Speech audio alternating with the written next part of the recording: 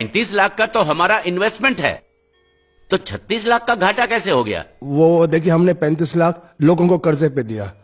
उस 35 लाख को वसूल करने के लिए 1 लाख रुपया और लग गया। वो क्या है कि वसूली के चक्कर में कई बार मुझे अस्पताल के चक्कर काटने पड़े। वो सब मिलाकर बता रहा हूं। इन्हीं माँ ने, मुझे लगता है इसके पहले के मंगल को पता चले मुझे सारे धंधे बंद करने होंगे। कोई बात नहीं, मंगल भैया को हम बता देंगे, और सिर्फ इस घाटे के बारे में नहीं, इस साल के सभी घाटों के बारे में हम ही बता देंगे। क्या? हाँ, और वो शर्मा जी से कितना वापस लेना है आपको?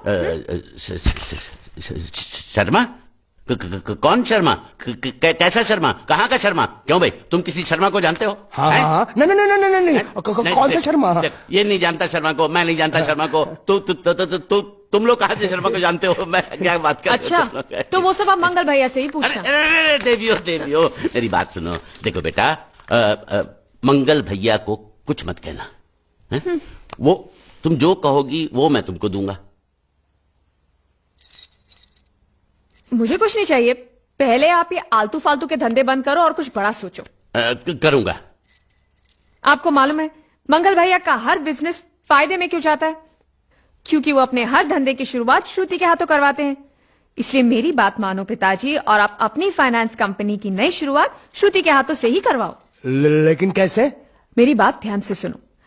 आप अभी श्रुति को 13,90,000 दे दो, और वो अगले साल आपको सूद समेत सारे वापस लौटा देगी।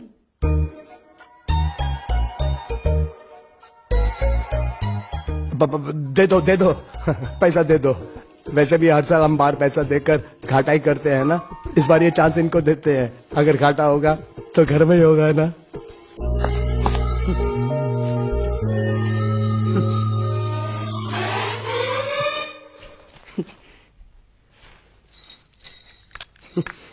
ए बांडिया, मुझे नहीं पता था मैं इतना खूबसूरत लगता हूँ। क्या बोलती है तू? अबे चुप, हमने तुझे यहाँ तेरी खूबसूरती देखने के लिए नहीं बुलाया। इधर आ, बैग नीचे रख, और जो बताया समझ गया ना? हाँ समझ गया। क्या समझा? बैग नीचे रखने का। एक मारूंगी तुझे, कोई मजाक नहीं चल रहा है, बहुत जिम्मेदारी का काम है। कौन सा? बैग नीचे रखने का।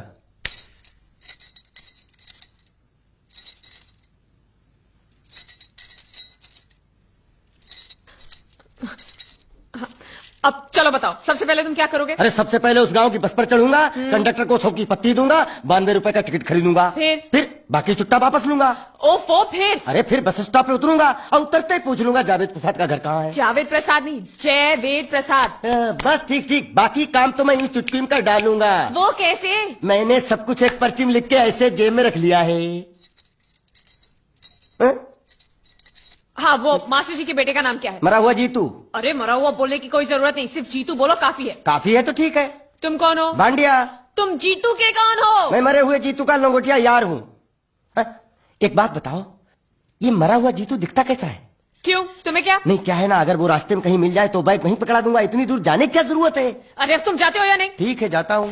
अरे बैग तो लेते जाओ। ओहो, ये बैग भी इतनी भुलक्कड़ है, जहाँ रखता हूँ वही बैठ जाती। चल ठीक है। और सुनो, हाँ। पालतू कुत्ते की तरह सिर्फ ये बैग देकर मत लौटाना। जीतू के बारे में जितनी जानकारी मिले सब हासिल करके लाना।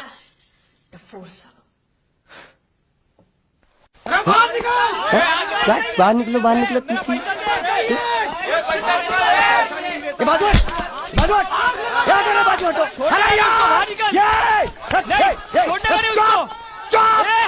पैसा दो। मरे हुए जीत का घर यही है क्या? हाँ यही है। क्या बात है? आप लोगों में मरे हुए जीत का बाप कौन है? क्यों, क्या बात है?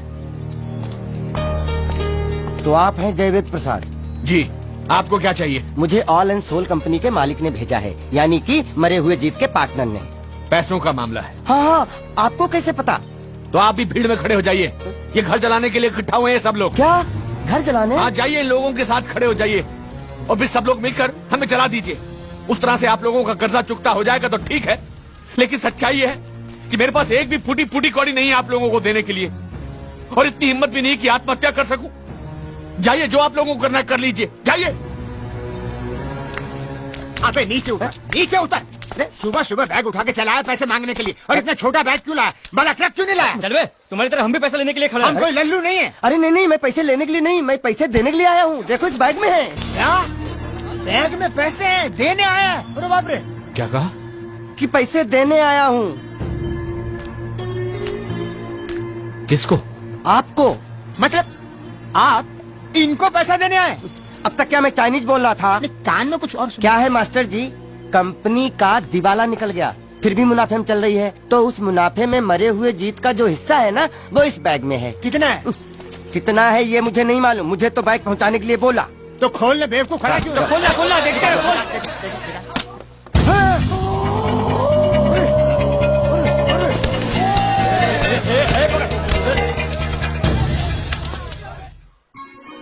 आपको ये सब करने की क्या जरूरत थी? इसने कहा भेज दो तो मैंने भेज दिया। मुझे जब भी दुख होता था मैं भगवान को याद करता था, मन्नतें मांगता था, लेकिन उसने मेरी कभी नहीं सुनी। फिर मुझे लगने लगा कि वो है ही नहीं, लेकिन आज मैंने देख लिया। एक बार हाथ जोड़कर नमन करने की इजाजत दीजिए।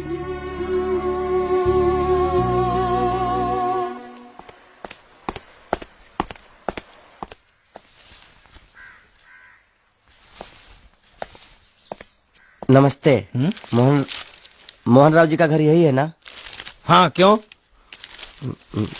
मैं सोच रहा था कि एक बार उनको देख के चला जाऊं। मैं हूँ मोहन राव, देख लिया, चले आओ। जी धन्यवाद।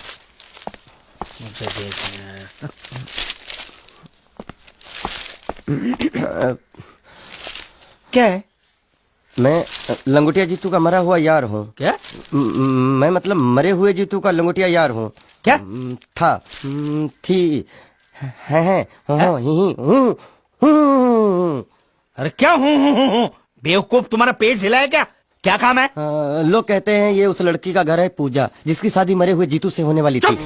खबरदार जो उसका नाम इस घर में लिया तो। हाँ अच्छा ठीक है, चलो नाम नहीं लेते हैं।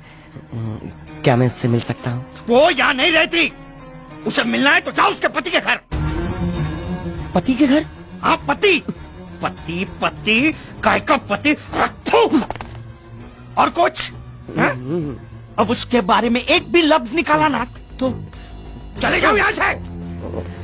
जान बची तो लाखों पाए, लौट के बुद्धू घर को आए।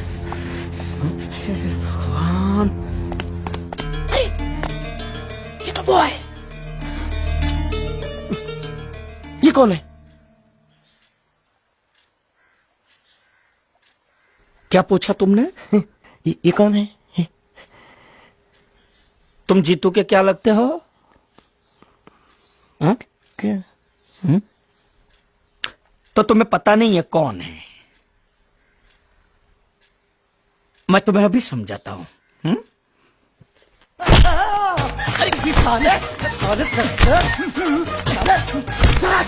रावण के खानदान, साले मछली खान, सुअर की तुम, चिड़िया का मुंह, साले धोखेबाज। अच्छी दोस्ती निभाई तूने, इतना बड़ा धोखा दिया तूने मुझे। साले मैंने तेरी जान बचाई तो कम से कम एक लफ्ज मुझे तो बोल सकता था। हाँ? एक बार बोल, मैं तेरी गूंगी जबान सुनना चाहता हूँ। और एक बात याद रख, अगर मैं तेरी जान बचा सकता हूँ तो मैं तेरी बंद बोबड़ी भी खोल सकता हूँ। बोल साले बोल। मुझे माफ करना है दोस्त।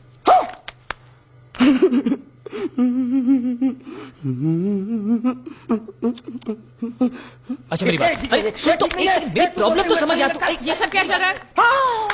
पता लगा लिया, सब कुछ पता लगा लिया मैंने, अपने दिमाग का इस्तेमाल करके सब कुछ पता लगा लिया। ये बोल सकता है? ठीक है ठीक है ठीक है, ये सब छोड़ो। हाँ, छोड़ दिया। मेरे दिमाग का इस्तेमाल करके और कुछ पता लगाना है? हाँ, अपने दिमाग के साथ थोड़ा साबुन भी इस्तेमाल करो। बाहर कपड़े रखे, जाकर धोकर आओ। फिर क्या? पति पति काहे का पति? बोल के थूका उसने। एक बात तो साफ है कि ससुर दामाद के संबंध अच्छे नहीं है। अंकल हैं ही गरम मिजाज के। चलो ये तो अच्छा हुआ कि पूजा ने शादी कर ली। मैं भी हमेशा यही प्रार्थना करता था, वो जहां भी रहे खुश रहे, मेरे लिए तो इतना ही काफी। तुमने उसके पति की तस्वीर देखी? तस्वीर?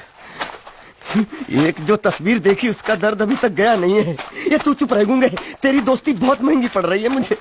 हेलो, ये पूछ रही अब तो तुम्हारी सारी मुश्किलें हल हो गई हैं, तो अपने गांव जाके सबसे मिल क्यों नहीं लेते? नहीं, पूजा हमेशा इसी इंतजार में रही कि मैं कब उससे शादी करूंगा। मैंने उसके साथ बहुत नाइंसाफी की, अब और नहीं करना चाहता। मैं मर गया हूं यही सोचकर आज उसने शादी की है। अगर मैं वापस गांव गया और उसने मुझे जिंदा देख लिया तो वो बर्दाश्त नहीं कर पाएगी। उसकी बसी बसाई जिंदगी खराब हो जाएगी। इसलिए मैंने फैसला किया कि मैं गांव कभी वापस नहीं जाऊंगा, कभी नहीं।